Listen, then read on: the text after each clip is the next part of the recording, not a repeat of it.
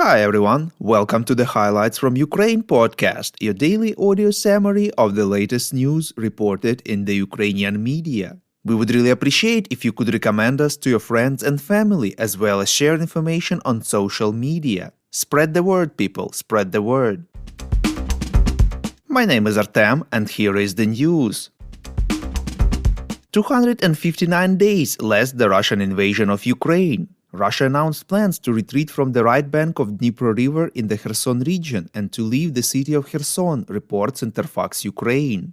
Commander of the joint grouping of Russian troops in Ukraine, Army General Sergei Surovikin, said that having comprehensively assessed the current situation, it is proposed to take up defense along the left bank of the Dnipro River. Russia's defense minister Sergei Shoigu agreed with the proposal. At the same time, advisor to the head of the President's Office of Ukraine, Mikhailo Podolyak, said that Kyiv sees no signs that Russian troops are leaving Kherson without a fight.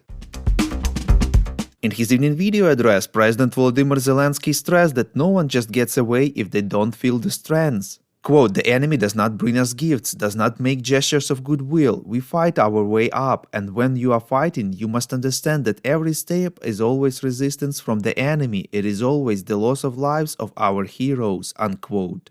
He reminded that Ukrainian forces are moving very carefully, without emotions and without unnecessary risks.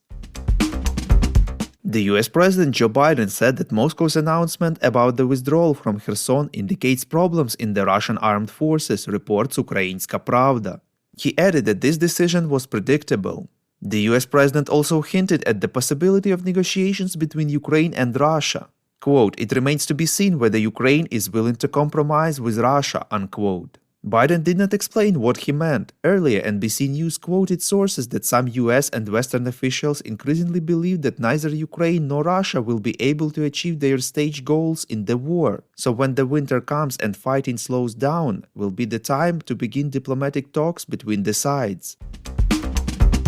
Spokesperson of the Russian Foreign Ministry Maria Zakharova said that Moscow is ready to negotiate with Kyiv, taking into account the current state of affairs, reports LBUA. The Ukrainian Foreign Ministry responded, saying that Russia's statement is another smoke curtain aimed at gaining time to regroup units, train newly mobilized, solve the issue of lack of weapons, eliminate logistic defiances, and then resort to new waves of aggression. The European Commission has officially unveiled a proposal to provide Ukraine in 2023 with up to 18 billion euros in a new format of macrofinancial assistance. The help will be aimed to stabilize maintenance of state functions during the war waged by Russia against the country, reports Interfax Ukraine. The help will come in the form of highly concessional loans disbursed in regular installments averaging 1.5 billion euros per month. It will help cover a significant part of Ukraine's short-term funding needs for 2023, which the Ukrainian authorities and the International Monetary Fund estimate at 3 to 4 billion euros per month. The support will be accompanied by reforms to help Ukraine advance on its path to becoming a member of the EU. The European Commission hopes to reach agreement with Hungary on further legal support for this decision, as previously media reported that Hungary would not support the amendments necessary for preparing a package of assistance for Ukraine.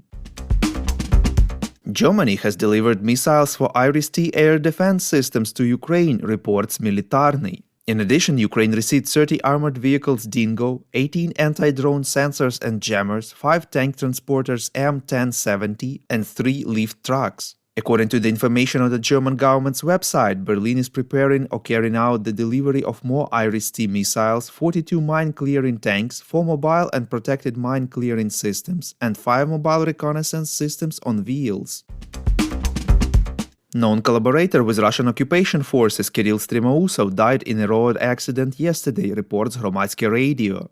According to the Russian media, an armored car of Strimousov hit a truck. Russian President Vladimir Putin posthumously awarded him with the Order of Courage.